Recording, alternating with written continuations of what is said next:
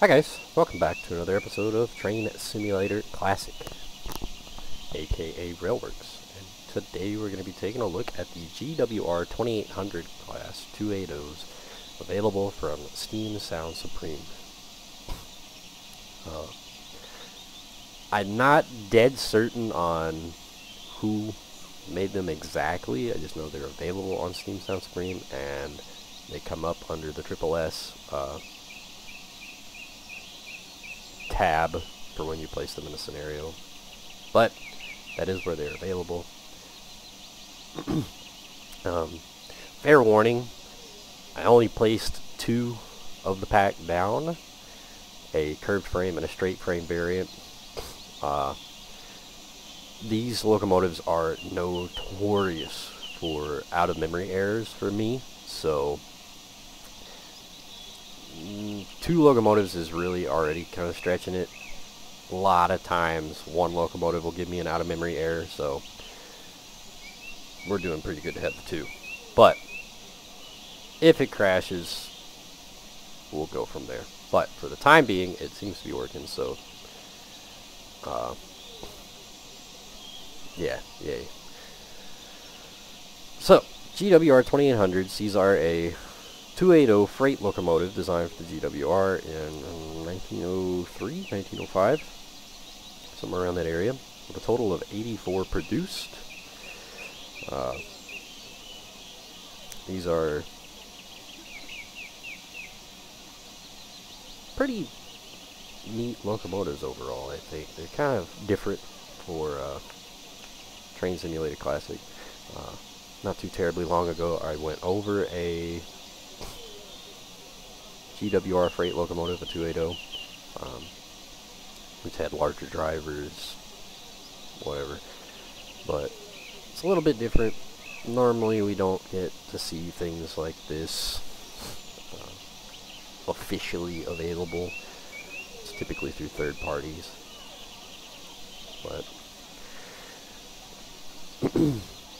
these were designed by George Jackson Churchward for heavy freight work, and they were the first 280 locomotive class in Great Britain. So that's pretty cool. Nice little bit of history.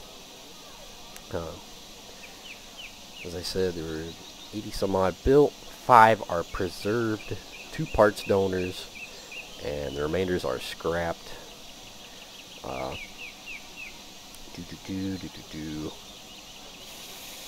How many are operational, I don't really know. It's going to get loud for a second as our safety valve starts to go off. But, yeah, neat locomotives.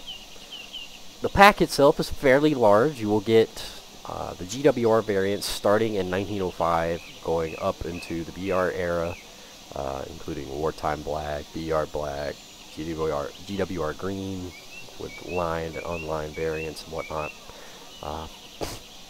And you will get them in curved frame and straight frame variants. Which here, our example that we're going to be using is a curved frame variant. And over here we have a straight frame variant. It's a little bit hard to see. We'll take a peek at it a little bit more as we move on through the video, because I'll move this train out of the way. But it's a straight frame variant. Differences, I'd be a liar if I said I knew exactly what all the differences are between all the different eras. As I said, these locomotives are absolutely notorious for out-of-memory errors for me. So I don't get to play around with them as much as I would like to, but such is life for TSC users. Any of us that played TSC for a long time, out-of-memory errors are absolutely normal, and it's a miracle if you get very far in the game without them. But we'll dive a little bit closer. Oh. Please don't start a fight, kitties. My cats decide to get catty, but let's get up close. So, up close, these are nicely detailed locomotives. Texturing is a little bit dated looking a bit.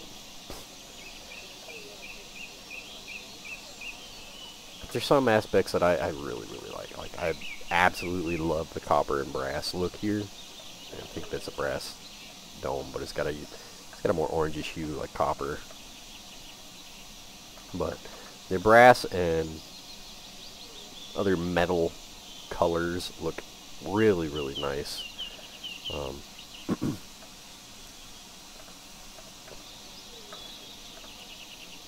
For the most part, the lines look really good too.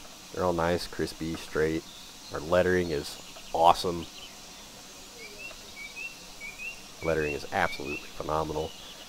I don't know what's going on with the texturing underneath though. It looks so very much like tablecloth. It looks like cloth, doesn't really look like metal. I don't know if that's a game issue or what, but it's fairly noticeable. Just across the board. Like the black shows, the green shows.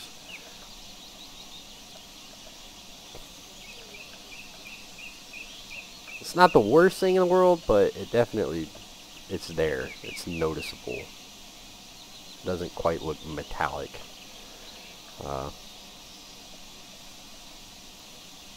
Yeah. But other than that, it looks really, really good. All the lettering, the numbering, and whatnot is really crispy. I really like it. Now, I believe if we kind of hop in between the frame here, we can kind of see it. I believe it does have modeled valve gear. It's really, really, really hard to see. But I do believe it does have modeled valve gear, possibly, maybe. It's not something that you would really go out of your way to notice. As you can see, it would definitely sit way down in here, so you really wouldn't see it anywhere anyway.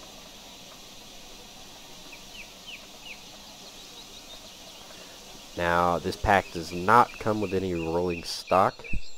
I don't believe. So there's no rolling stock to really go over, just the locomotives. And of course the straight frame variant, which I believe the biggest difference is just this frame right here. So as you can see, it drops down and then just comes straight out like a platform. Whereas if we hop over here, it's got more of a nice gentle curve before it pops out. But other than that, I don't think these are wildly different. They all do use the same sounds, so as far as that is concerned, there's no reason for me to really jump in between them. They do have optional features, so a lot like the Victory Works models, which they may have had a hand in this, I don't know. But you double click on the locomotive whenever you put it into a scenario, whenever you're still in the scenario editor, and the flyout will come out on the right hand side, and then you can edit different features and objects and whatnot. So just a duly noted thing. And then yeah, so let's dive into it. Let's get a little up close and personal. So, well, control 1, 2, 3, and 4 will change your headlights.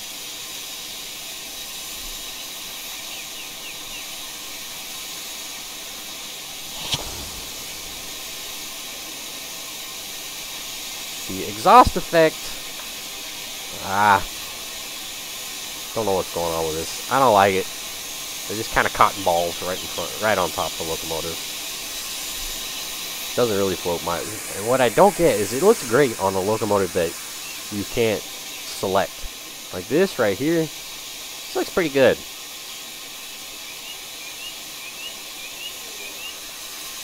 It definitely has some noticeable kind of cotton ball-y features, but it looks a lot more natural than the big cotton ball hanging over the locomotive that this is.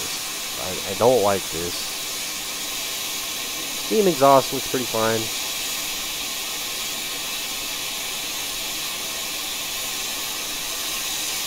Go ahead and be sure our track is set up so we can actually get out.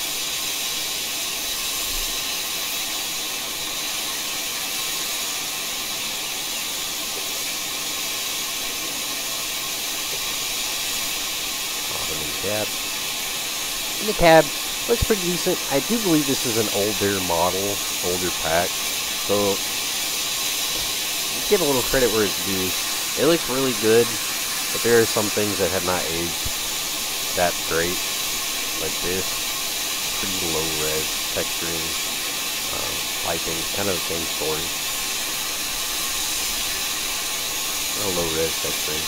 But for the most part, it does look really good. You can have functional spoilers here, flow gauges, whatever you want to call them. Little bubbles do move.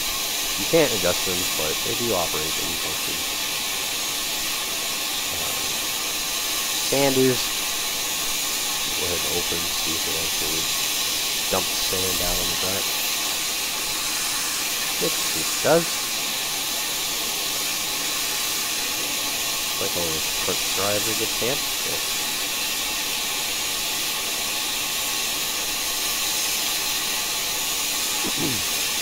So first year, cylinder cock, AWS override, and you don't get to play with the windows. Got twin whistles, so main whistle, secondary whistle. Injectors, small ejectors, brake lines, vehicle blower, firebox. The flap you can play with, you just have to actually physically click on it. It won't show you IM. Dampers, cab light.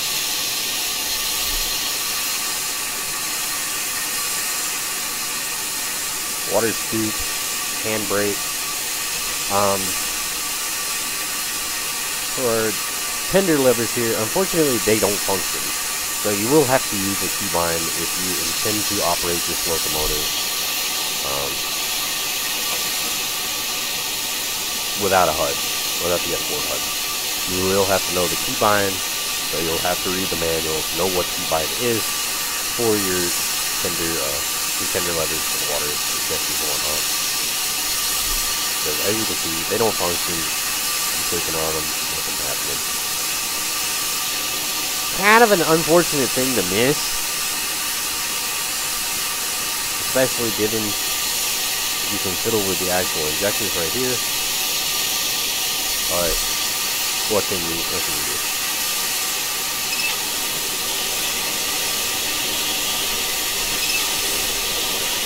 They do make the noise, as is pretty typical, but it won't fill up. So, kind of an unfortunate thing.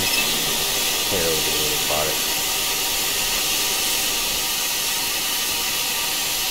The safety valves, as you can hear, they won't go off. They won't shut off. As long as you're sitting here, these locomotives build steam pretty easily, so they'll sit here and stream for forever.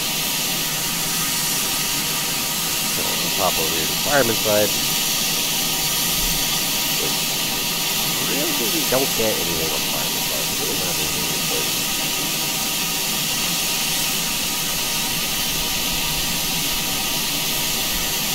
Fire. A ton of different views.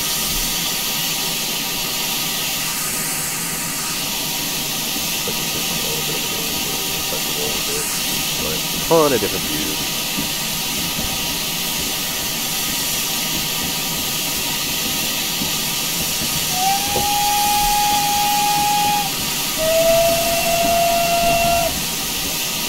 Secondary whistle is pretty typical GWR secondary on just about every GWR locomotive available for CSC.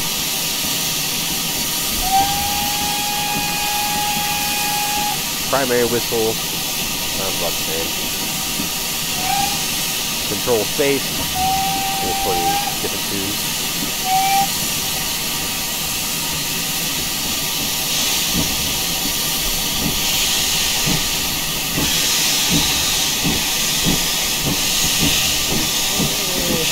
Definitely seen better looking exhaust. Now we're going to leave it full reverse forward because I want to burn off some of the spoiler pressure. See if I can get the shut off.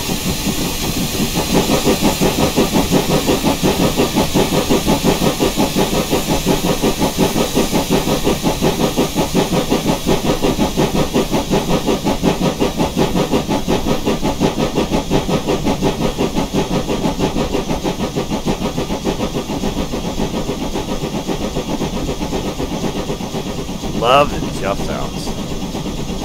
Sounds outright menacing.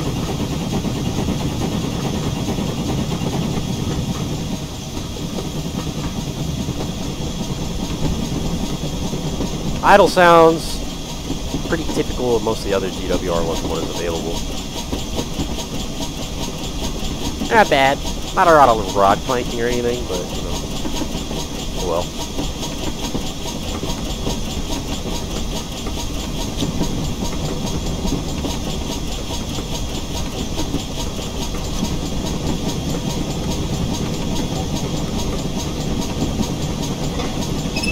It does play fairly well with the HUD, so we'll be able to run with the HUD fairly well.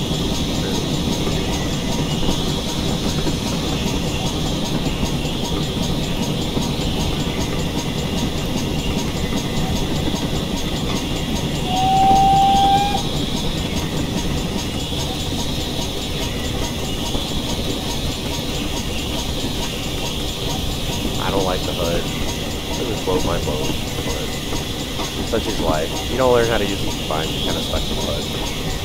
Thanks to the injectors the way they are.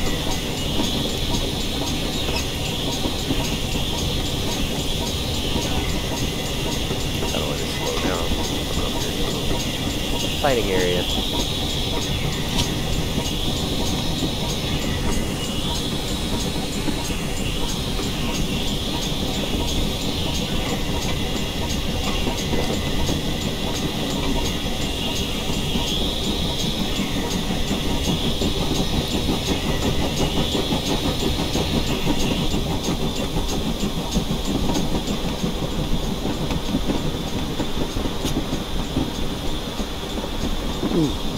That's the other reason I think it's a little bit of an older model. The simulation side is not the best. As you can watch, the steam chest pressure pretty much changed to whatever the regulator's at. It doesn't build up, it doesn't bleed off. So it's a fairly simple, basic locomotive.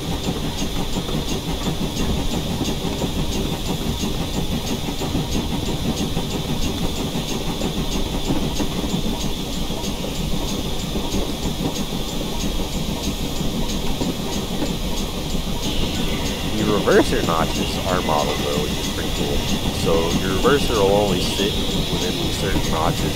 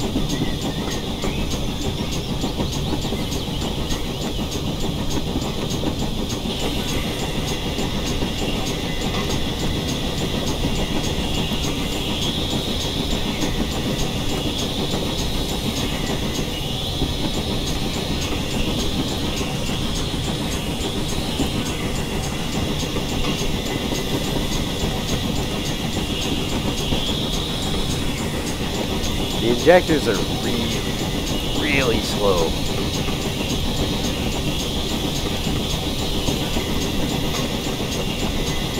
Really slow.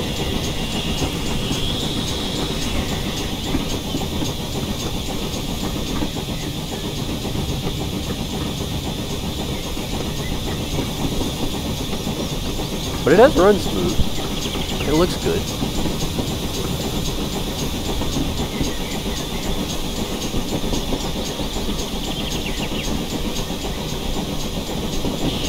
Wait, start bringing it to the stop.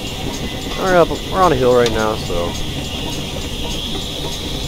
it's gonna slow down pretty quick anyway.